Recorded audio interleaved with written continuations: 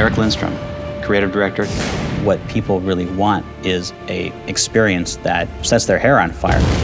It's crucial for you to be able to have an evolving experience through the game from initial start all the way to the exciting conclusion. Toby Gard, cinematics director. The Underworld's a great name because that really is kind of the basis of the quest that she's on, is that it's kind of getting down in deeper, really, than she's ever gone before, both in terms of the location she goes to, but also sort of her internal journey as well. Daniel Newberger, lead artist. I think really what's gonna surprise fans is just the overall tone. The tone of this game is a lot darker, just like the name would have you believe. It's more of a somber feel to a Tomb Raider game than we've had before. The storyline is kind of melodramatic, and we try to really bring that into the environments and really make you feel that emotion that Lara must be going through at the time. Harley White Widow, lead designer. The really interesting new gear that she has, the amazing environments, and the really just mind-boggling art for both the character model and the environment model. All of that stuff comes together to be an extraordinarily polished and well-executed whole. Rob Pavey, lead programmer. The wide open environments and just huge epic puzzles are really, I think, what will attract the fans the most. Lara gets to do things that the fans have always wanted to do. Primo Navidad, lead animator. I think when they start seeing the motion and the movement matching the realistic modeling, they're gonna be like, whoa. And then as they traverse through the levels and find out they could climb on this, jump onto that, I think it's gonna blow their minds. Giving the player the power to explore and actually be Lara is gonna blow them away, because we're not gonna limit them to what they can do. They're gonna be limited by their imagination. Cam Yu, lead character artist. I think people are going to be really surprised at how detailed the world is and how detailed the characters are.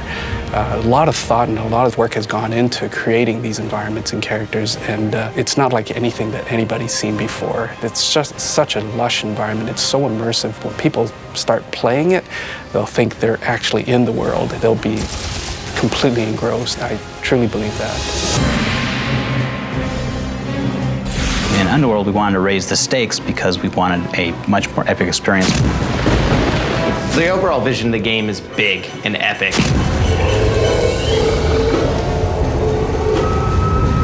We knew that we had to rebuild our engine from scratch. We really wanted to stretch the limits of the system.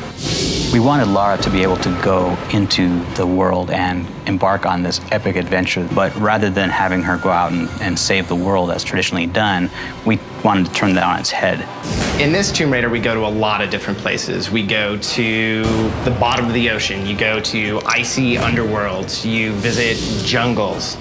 We really wanted to give a sense that she had to go all over the world to accomplish her goal. You have death-defying leaps, climbing, and probably some of the most sinister traps we've ever put in a Tomb Raider game, to really give Lara a sense that she's overcoming her biggest obstacle ever.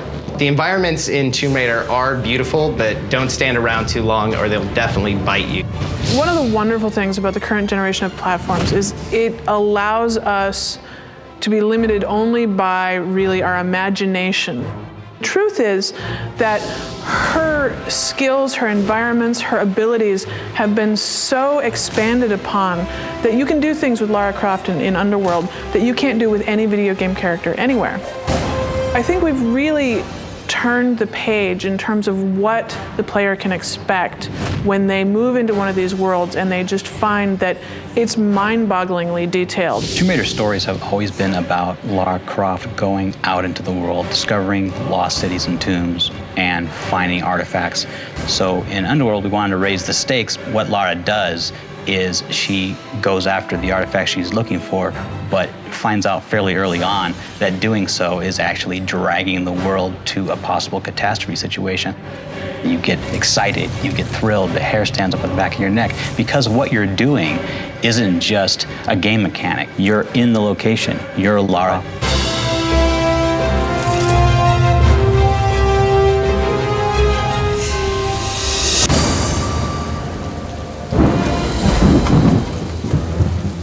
Well, I've always been interested in mythology. I think that's fascinating to try and understand why people have such similar myths and sometimes such dissimilar myths. It took a lot of time to figure out what the mythology of the game should be, because it's not something to be determined in isolation. In terms of coming up with all the different places she would go, there were visual things to be considered. That leads to the mythology you would find in those places. That leads back to what locations would be affected, and vice versa. When you look back through the cultural past, there's lots of overlap of cultures prior to the point when we know about them. Got to dig into Hindu culture in Thailand, we got to get into the Maya in Mexico, and we have all these local cultures, but then a unifying thread that leads her to all these locations is a much earlier mythology that we are saying is the Norse thread, and that was the piece that brought it all together. Various myths use different names, but they all apply to the same remnants of the ancient world. In Tomb Raider Underworld, Lara Croft uncovers the truth behind the myth of the Norse civilization. On her journey, she basically realizes that she needs to recover Thor's hammer. Thor's hammer is actually one of the most interesting archaeological pieces of mythology. It's compelling because it's actually so powerful that it is capable of killing immortal gods. As Lara fully uncovers the sort of secrets behind Norse mythology, she realizes that the hammer itself could possibly unleash Ragnarok, the end of the world. Pursuing her own goals is actually putting the world in danger. I need Thor's belt to get his hammer, and I need the hammer to kill a god. Beautiful is kind of a funny word when you're talking about games, because you can have an environment that's beautiful, and yet at the same time it's foreboding and scary and dark. One of the things that we're really focusing on in this game isn't just the lush environments on the top level. Underworld, as the name would have you believe, it's a lot darker and more sinister than other Tomb Raider games have been. One of the things that makes our environments beautiful is the amount of detail that goes into them. That same detail is one of the things that makes them dangerous. When she goes to Mexico, it's chucking down rain, and it's doing it not just because we can make it rain, it's because it's a scene that wants rain. It's a mood that we want to have her pursuing this underworld. The way the environment can harm you is definitely abundant. You're climbing up sheer cliff walls, you're jumping over grand chasms, you're on a motorcycle jumping over spiked pits. Cryptids are creatures which exist in mythology, and so we have combined that mythology with some of the mythology about some of the deepest underworlds that she visits to get some very, very scary creatures. For example, in Thailand, you will encounter these creatures called nagas, and they are intelligent lizards that can climb on walls, they can spit poison, and band up to come after you. The giant spider. This is a spider which after many, many millions of years of exposure to some of the forces that create these deepest underworlds has become gigantic and albino. It's a really scary thing to encounter in a dark tomb. Then there's the class, which are the foes that transcend the natural boundaries of the world. And to have our environments detailed, be able to come out and be greater participants in the creation of that emotional experience is one of the more exciting things about Next Gen.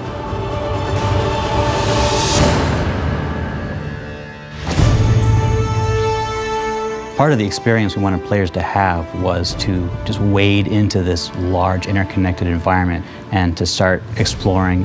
The biggest improvement was make the environments interact with the player. We don't want the environments to just be this big, empty, dead space that you're in. We want the environments to be part of the challenge and also part of the reward of what you're doing in the Tomb Raider game.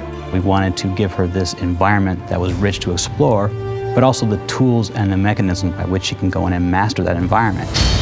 In this game, we really wanted to stray away from the linear path. We really wanted the player to have some choice, just like in the real world. You can move objects through the world. Her grapple now isn't just a way to swing from A to B, but you can climb with it, you can swing with it, you can go to the wall, you can rappel up and down. Her ATV has been revamped so that it can do everything you would expect of a vehicle like that. It can make jumps longer, it can go much faster. You can use it to knock things down, you can use it to squish enemies.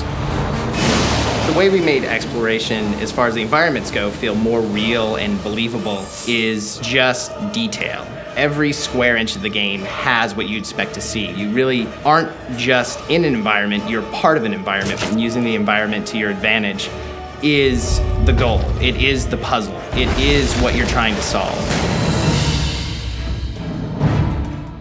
When we first sat down to talk about what additions we would make to Tomb Raider Underworld, what we said is, what are her current limitations? And what limitations does she have that doesn't make sense for her to have? She's a very strong, fearless, independent woman who runs around out in the most dangerous parts of the world, and that was what gave rise to the concept of what could Lara do. This is the first time Tomb Raider has ever used motion capture. So Lara is definitely almost superhuman. So we had Olympic caliber gymnasts being motion captured for Lara. What could Lara do affects all of the combat decisions we made. So the first thing that we did was decide that she was going to be able to shoot at 2 different targets at the same time. We also worked on Lara interacting with the enemies, like running up and vaulting over and hitting them, or running up and flipping off and shooting them. So there's going to be a lot of nice dynamic interaction with enemies coming up. She can now balance walk on thin beams, but if she had the capacity of doing that, why wouldn't she be able to climb up onto a pole and balance walk on the pole? So she can do that too. Now she can take out her gun, switch hands, and shoot if she's on a pillar, or if she's on a ledge, or if she's on a balance beam. She can still do combat. All these create a string of animations that just is enormous. The number of animations Lara has is rumored at 1,600, but we have another batch that adds another couple hundred. So, I mean, I wouldn't be shy to say she has over 2,000 animations. With this current generation of systems, they just make Lara all that more believable. She does really cool things, like when she walks through bushes, she'll push them out of the way. So it's very contextual. It makes her seem like she's a part of the environment. She's very much alive. You'll see a lot of detail in there that we've never been able to achieve before. All this sort of makes her, some of that you can actually relate to. The player will actually feel like they're a part of this world. And I think for new players, it's that sense of discovery that they're going to find in this game, which is really exciting. One of the things I'm going to take away from this game is actually the journey of building it. The team of animators that I have, the way we tackled every problem we had, it was definitely a team effort. You know, everyone contributed a little bit of their own personality and ideas to create what we had, what you see on screen. You know, those guys really took it to it and really took that mantra, what can she do, to heart, and pushed it. I mean, out the window. I mean, they went crazy. We try to have a situation such that there are no invisible walls, there are no little gotchas that tell you, I can't go there, I can't do that. So by filling in all those little inconsistencies, we made the game not only much more fully functional and richer, but we gave players the ability to really determine their own course of action. Well, if I had to pick my favorite part of the game, not to sound biased, I'd have to say it's the environments. I'm not going to choose between which one's my favorite environment because I like them all so much, but I just like the overall variety, lushness, the real life we've been able to bring in. Being on this project from the beginning has been an amazing experience for me. People were so thrilled to see Lara Croft step from a sort of cartoon into a more lifelike, real-world character, that she had emotions and reactions, and that the world affected her as she was affecting it. I played Tomb Raider when I was young, and I never dreamed that I'd actually be working on the game, but when the opportunity came up, I was really excited.